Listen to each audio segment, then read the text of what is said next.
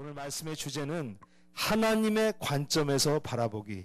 같이 한번 해보겠습니다. 하나님의 관점에서 바라보기. 할렐루야.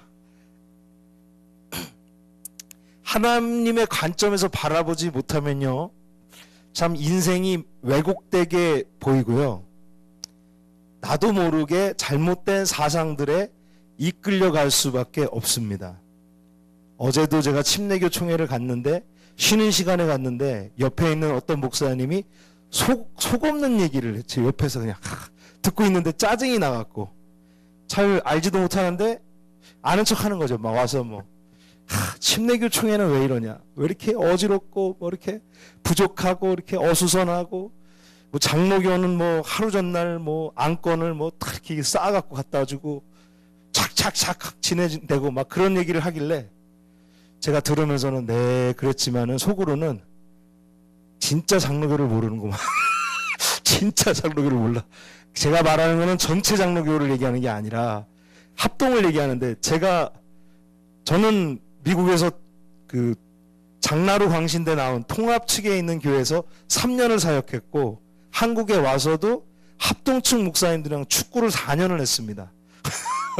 네, 합동일 얘기를 하니까 막 자기가 보니까 장로교랑 침례교랑 비교해 볼 때 너무 막 이상하다고 얘기하는 거예요. 그러니까 제가 속으로 진짜 장로교를 모르는구나. 그게 장로교의 그 전체가 아닌데, 근데 자기는 아는 것처럼 막 얘기하고, 또 어떤 사람은 그런 겁니다.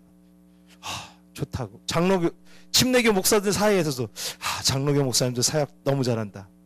제가 근데 그 얘기 들으면서 생각난 건 그런 겁니다. 그렇게 좋으면 가라. 할렐루야. 그렇게 좋으면 가라, 그 교단으로. 제가 그런 말을 했어요. 왜? 속을 알지 못하고 겉으로 보이는 것만 보면서 다 판단하기 시작하고, 자기가 침례교 목사임에도 불구하고 자부심이 전혀 없어요. 하나님의 부르심이 전혀 없어요. 그러니까 남이 하는 얘기를 그냥 듣고 와서 남한테 그대로 전달하는 거예요. 그것도 보통 사람이 그러면 좋겠지만 목회를 오래 한 사람이 그러고 있더라는 거죠. 제가 비판하는 건 아닙니다. 제가 오늘 말씀드린 건 뭐냐면은, 우리의 인생을 세상이 바라보는 식으로 바라보면 안 된다는 거예요. 믿으시면 아멘 하시기 바랍니다. 믿으시면 크게 아멘 하시기 바랍니다. 세상에서 바라보는 입장에서 나를 바라보면 안 돼요. 나를 바라보는 입장은 하나님의 입장에서 바라볼 때만이 그게 100% 만족한 것입니다. 100% 완전한 것입니다. 믿으시면 아멘 하시기 바랍니다. 내가 공부를 못했어요? 내가 또 학교를 잘 못 나왔어요? 내가 돈을 많이 못 벌었어요? 세상적인 관점으로 볼 때는 100이라는 숫자에다가 탁 대입을 시켜서 20, 30, 50, 70 이렇게 나오고, 그게 나의 정체성이 되지만은요, 하나님의 은혜 안에 있는 사람은 그게 아닌 것입니다. 하나님의 관점에서 철저하게 나를 조명하기 시작하는 것이죠. 우리의 인생도 세상이 보는 입장에서 나를 바라볼 때는 왜곡되기 십상이고, 남의 얘기를 여과 없이 받아들인 사람이에요. 장로교가 좋습니다. 저는 장로교에 있었고 장로교에 사역할 때 좋았어요. 왜냐하면은 굉장히 인격적이고. 그런데 한국에 왔을 때 축구팀을 하는데 저는 충격을 받았습니다. 축구장에서 마음에 안 든다고 목사님이 심판한테 가서 날라차기를 했어요. 날라차기를 하고 쌍 욕을 했어요, 진짜. 그래서 제가 깜짝 놀랐습니다. 왜 그러지? 근데 알고 보니까 그런 문화들이 좀 있었어요. 그러니까 그 안에 있다가 제가 축구팀을, 그 싸움 한 날 목사님들끼리 또 막 싸웠어요. 그날 이후로 그 팀을 나와버린 겁니다. 무슨 말씀이신지 알겠어요? 나와버렸어요. 저는 거기에 있고 싶지 않았어요. 막 같이 목사님들끼리 욕하고 그런 데 있고 싶지 않았어요. 그분들이 저한테 하는 말이 뭐냐면은, 침례교 목사님들은 순둥이다, 순둥이들이라. 근데 침례교 안에서 뭐라고 그런지 아십니까?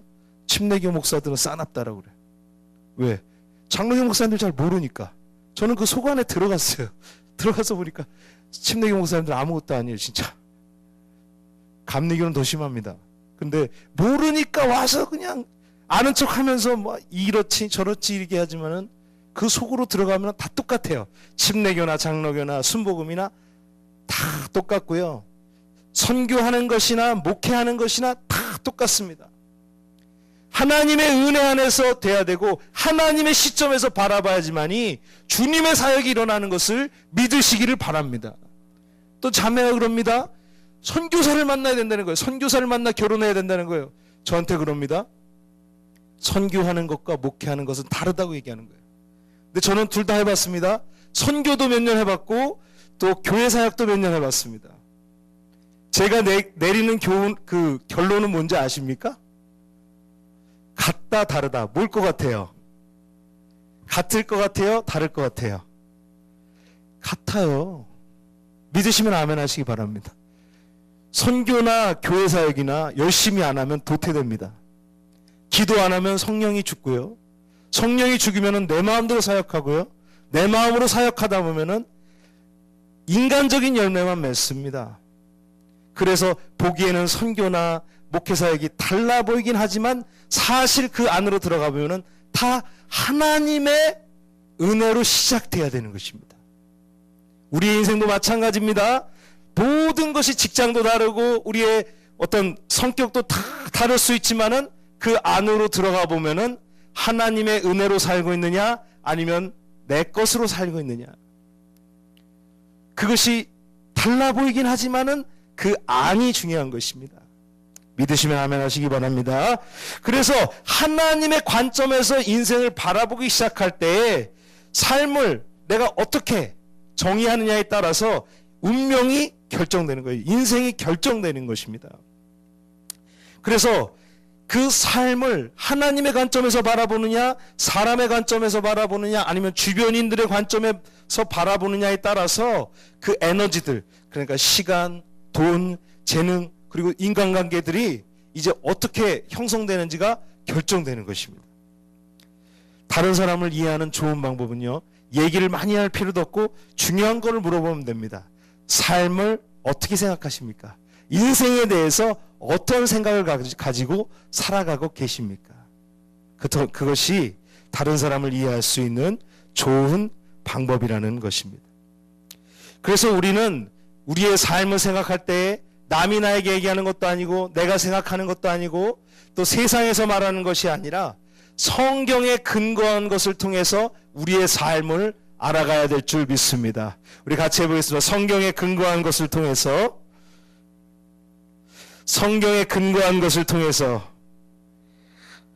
삶을 알아가자. 할렐루야. 진짜는 성경과 성령인 것입니다. 그래서 로마서 12장 2절, 너희는 이 세대를 본받지 말고 오직 마음을 새롭게 함으로 변화를 받아 하나님의 선하시고 기뻐하시고 온전하신 뜻이 무엇인지 분별하도록 하라. 이 로마서 12장 2절 중요한 말씀 뭐냐입니까? 이 세대를 본받지 말라는 거예요. 이 세대를 무턱대고 따라가지 말라는 것입니다. 두 번째는 마음을 새롭게 하라. 마음을 새롭게 하라. 항상 마음이 새로워져야 된다는 거예요. 세 번째는 뭡니까? 분별하도록 하라. 뭐를 분별해야 됩니까? 하나님의 뜻을, 선하시고 온전하시고 기뻐한 뜻이 무엇인지를 분별하도록 하라. 내가 나온 대학을, 또 내가 있는 가정을 생각할 때 하나님 앞에서 나는 왜 이런 가정에서 태어났어요? 나는 왜 이렇게 머리가 나빠서 이런 학교 나왔어요? 하나님이 기뻐하실까요? 안 기뻐하실까요? 그것이 선한 생각입니까? 잘못된 생각입니까? 그걸 우리는 분별해야 되는 것입니다. 믿으시면 아멘 하시기 바랍니다. 믿으시면 아멘 하시길 바랍니다. 그런 은혜가 있으시길 주님의 이름으로 축원을 드립니다. 그런 은혜가 있으시길 주님의 이름으로 축원을 드립니다. 왜 나는 이런 사람을 만나서 이렇게 살아야 되고, 나는 왜 이런 가정에서 태어났어야만 되고, 나는 왜 좀 더 좋은 대학에 좋은 학과에 들어가지 못했고, 여러 가지를 불평하는 것, 그것이 옳은 것일 수 있지만 하나님이 보시기에 그것이 선한 것인지 온전한 것인지 기뻐하신 것인지를 우리는 분명히 분별해야 되는 것입니다. 분별하지 않으면 마귀의 지식을 쫓아갈 수밖에 없다는 것입니다. 성경에서 말하는 삶의 세 가지 비유를 말씀하고 계십니다. 이 땅은요, 삶은 시험의 연속입니다. 우리 같이 해보겠습니다. 삶은 시험의 연속이다. 할렐루야. 저는 중학교 때 깜짝 놀랐습니다. 우리 학교 선생님이 야, 삶은 뭐라고 생각하냐? 도덕 선생님이 그랬어요. 그래서 막 얘기를 막 했어요. 근데 저 칠판에다 싹 쓰는 거. 삶은 계란이다. 계란. 여러 애들이 놀라고 막 웃었어요. 근데 자기가 계란을 뜨겁게 했다가 식혔다가 뜨겁게 했다가 식혔다가 9번을 하면은 계란이 어떻게 되는 줄 아십니까? 돌처럼 굳어지는. 돌처럼 굳어지는. 계란을 까면은 또 부드러워져. 뭐 이런 얘기를 하는데 삶은 계란이다. 그게 아니라 이 땅에서의 삶은 시험의 연속인 것을 우리는 믿어야 되는 것입니다. 성경에서는 이 시험, 연단, 테스트, 유혹 이런 것들이 인생에 많다는 것을 200번 이상 언급하고 있습니다. 아담과 하와는 어떻게 했어요? 시험을 통과하지 못했고요. 다윗도 여러 가지 시험에 실패했습니다. 그러나 요셉, 룻, 에스더, 다니엘들은 시험을 통과하는 것입니다. 성경을 보면서 생각하는 것은 이런 것입니다. 하나님은요, 사랑하는 사람에게는 평탄한 삶을 주지 않으십니다. 하나님은요, 사랑하는 사람에게 평탄한 삶을 주지 않으십니다. 우리가 생각하는 평탄한 삶은 뭡니까? 좋은 부모 만나서 아프지 않고, 부모님도 아프지 않고, 그런 것에서 남들이 말하는 아주 일상적인, 애들도 잘 낳고 병 없이 잘 크고 사고 치지 않고 직장 좋은 데 다니면서 퇴근할 때까지 이렇게 나이 60에 부부가 서로 넥타이를 맺으면서 이렇게 안락한 죽음을 꿈꾸는, 그걸 편안한 인생이라고 말하죠. 저도 사실은 중학교 선생님이 되고 싶었습니다. 역사 선생님이 되고 싶었어요. 그렇게 편안한 삶을 살고 싶었어요. 편안한 게 아니라 그렇게 안정적인 삶을 살고 고민하지 않고 내가 공부하는 거 열심히 하면서 그렇게 마치고 싶었고, 수많은 사람들이 그런 인생을 꿈꾸고 있지만 성경을 보면은 단 한 번도 하나님의 사람들이 그렇게 평탄하게 살다가 가는 사람은 없다는 것입니다. 그게 성경에서의 재미있는 것이에요. 하나님이 선택한 사람은요, 반드시 시험이 있는 것입니다. 하나님이 사랑하는 사람은요, 반드시 연단이 있고요, 시험이 있는 것을 믿으시기를 바랍니다. 소명받은 사람 치고 시험을 안 통과한 사람이 없어요. 모든 사람에게는 시험이 있었습니다. 어려운 일들이 있었습니다. 엘리야가 그랬고요, 모세가 그랬고요, 엘리사가 그랬고, 스데반이 그랬고요, 바울이 그런 것입니다. 우리에게 시험이 있다는 것은 하나님이 우리를 사랑하시는 줄 믿으시기를 바랍니다. 예수님도 마귀의 시험을 통과하시면서 사역을 시작하신 것입니다. 그래서 이 인격이라는 것이 시험을 통해서 다듬어지는 것입니다. 삶의 갑작스러운 변화, 또 해결할 수 없는 그런, 내가 해결할 수 없는 그런 불가능한 문제들, 또 응답되지 않는 기도들, 답답한 기도들, 그리고 이유 없이 받는 비난들, 이유 없이 누군가 나를 시기하고, 이유 없이 누군가 나에 대해서 계속해서 잘못된 이야기를 하고 비난을 하고 비판을 하고, 또 이해할 수 없는 일들이 계속 일어나고. 제가 말씀드렸지만 김미진 간사님이 세상에 돈을 많이 벌기 시작하면서 세상에 안경 없는 사람들을 위해서 그분이 딱 하나님의 일을 하기를 원했어요. 그래서 광고를 냈습니다. 오늘 오시는 분들은 무조건 안경을 무료로 주겠습니다. 그래서 사람들을 이렇게 돕기 시작합니다. 몇 명이 오냐면요, 뭐 하루에 500명도 오고 몇천 명도 오는 거예요. 그러니까 한 달에 1억 5천이라는 돈을 쓸 정도로 많은 사람들이 그곳에 와서 무료로 안경을 받아가기 시작했습니다. 그런데 뭐죠? 그럼 어떻게 해야 돼요? 하나님이 축복해줘야 되잖아요. 그렇게 해야 되잖아요. 돈 없는 사람들을 이렇게 도와주는데 하나님이 기름 부어줘야 되는 거 아닙니까? 사업에다 그냥 손을 대주셔야 되는 거 아닙니까? 그래서 막 돈을 더 많이 벌게 해줘야 되는 거 아닙니까? 그런데요, 사업이 기울기 시작하더니 빌딩을 3개나 갖고 있었는데 싹 다 경매, 압류 하면서 나중에는 빚 50억을 갖게 되는 것이 이해할 수 없는 일이에요. 이해할 수 없는 일들이 일어나는 것입니다. 근데 그분은 그 이해할 수 없는 곳에서 사실 하나님을 만나게 돼요. 할렐루야. 죽으려고 했습니다. 그 제주도에 가서 이제 간장에다 밥을 비벼 먹는데 밥이 없어요. 너무 지겨운 거예요. 그게 이제 1년 가까이 되니까 이 사람이 진짜 미치겠는 거예요. 맨날 간장에다 밥을 비벼 먹는데 밥도 없어갖고 막 그러니까 죽고 싶어서 제주도에 가서 뛰어내렸습니다. 진짜 다이빙을 실제로 했어요. 죽으려고. 근데 하나님이 뭐 이렇게 물컹하고 들어오는데 만져보니까 자기가 그렇게 먹고 싶어 했던 해산물이 거기 잡힌 거예요.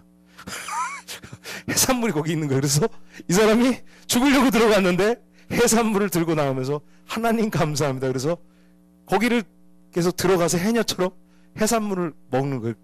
그래서 살아나는 그런 분인데 그러니까 그분이 간증을 했습니다. 정말 내가 죽으려고 하는데 하나님 도와주셨다.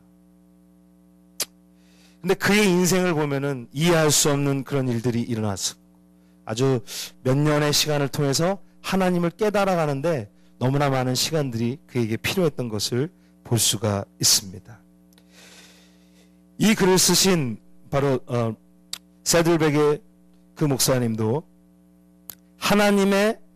하나님께서 자신의 인생의 문제와 연결시켜서 그 목사님의 믿음의 분량 또 그 목사님에게 주어진 소유권들 그러니까 돈이나 이런 것들을 어떻게 사용하느냐에 따라서 희망의 척도를 보게 하고 또 사람과의 관계를 통해서 사랑의 모습을 시험한다는 것을 인생을 통해서 깨닫게 되었습니다. 중요한 것은요. 주님은 미쁘시고 의로운 것을 믿으시기를 바랍니다. 주님은 미쁘시고 의로우신 것을 믿으시기를 바랍니다. 두 번째는 뭐냐면요. 중요한 시험 중 하나는 임재가 떠나가는 겁니다. 좀 편하게 얘기하면은 하나님의 은혜가 떠나간 거예요. 은혜 받던 사람이 은혜가 전혀 없는 그런 아주 밑바닥과 은혜가 완전히 바닥나버린 그런 상황에서 인생을 이렇게 살아가는 그런 상황을 갖게 됩니다. 그때 하나님이 보시는 겁니다. 그런 상황에서 이 사람이 어떻게 생각하고 어떻게 행동하고 있는지를 주님께서 시험하고 계신다는 것입니다. 역대하 32장 13절을 보면은 하나님이 히스기야를 떠나시고 그 심중에 있는 것을 다 알고자 하사 시험하셨더라. 할렐루야. 그러니까 중대한 변화가 일어나고 또 해결할 수 없는 문제들 속에서 우리가 어떻게 생각하고 어떻게 행동을 하는지를 하나님께서 시험하고 계시다는 것이죠. 또 하나님의 은혜가 떠났을 때도.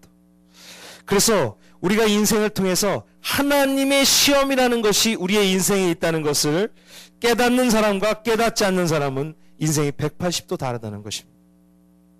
그래서 삶은 시험이라는 중요한 사실을 주님 안에서 깨닫는 은혜가 있으시기를 주님의 이름으로 축원을 드립니다. 주님의 이름으로 축원을 드립니다. 할렐루야. 복된 소식은 하나님은 우리가 감당할 시험만 주십니다. 감당하지 못할 시험을 주지 않으세요. 감당할 만한 시험을 주시고 우리 모두가 시험을 통과하기를 원하시고요. 그 시험을 통과한다면 반드시 하나님의 결과물이 있는 것을 믿으시기를 바랍니다. 사람이 감당할 시험 밖에는 너에게 당한 것이 없나니 오직 하나님은 미쁘사 너희가 감당하지 못할 시험 당함을 허락지 아니하시고 시험 당할 즈음에 또한 피할 길을 내사 너희로 능히 감당하게 하시느니라. 이것이 야고보서 말씀입니다. 시험을 참는 자는 복이 있도다. 이것에 옳다 인정하심을 받은 후에 주께서 자기를 사랑하는 자들에게 약속하신 생명의 면류관을 얻을 것임이라. 그냥 주어지는 면류관은 없이 시험을 통과할 때 생명의 면류관을 받는 것을 믿으시기를 바랍니다. 사단 마귀가 유혹하는 건 뭡니까? 기도하지 마라.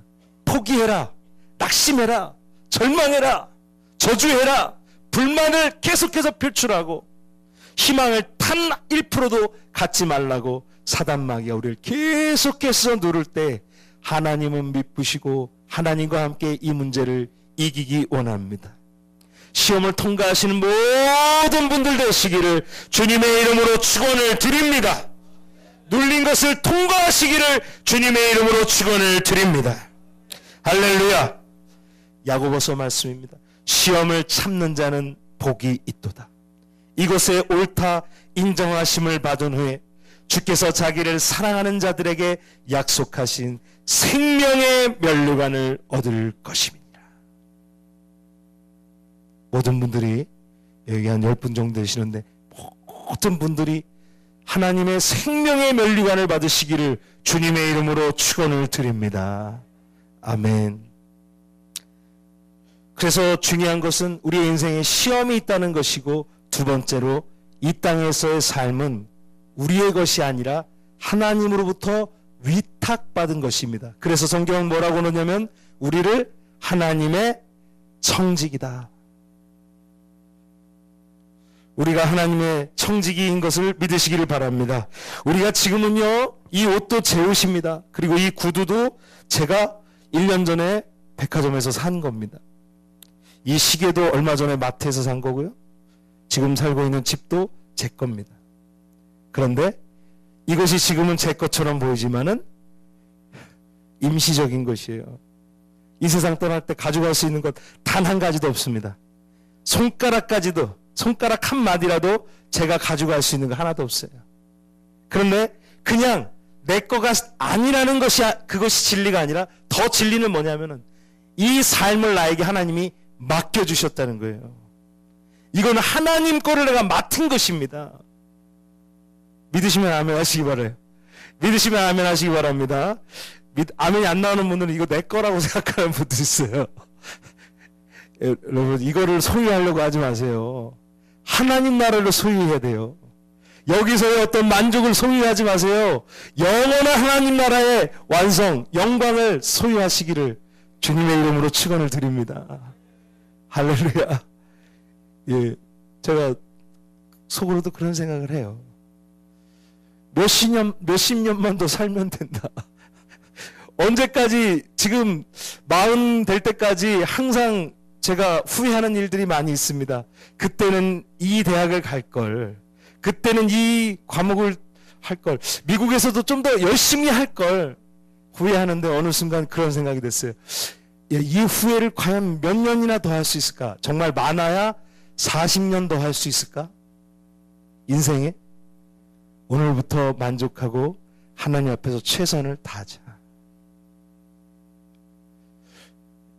할렐루야. 할렐루야.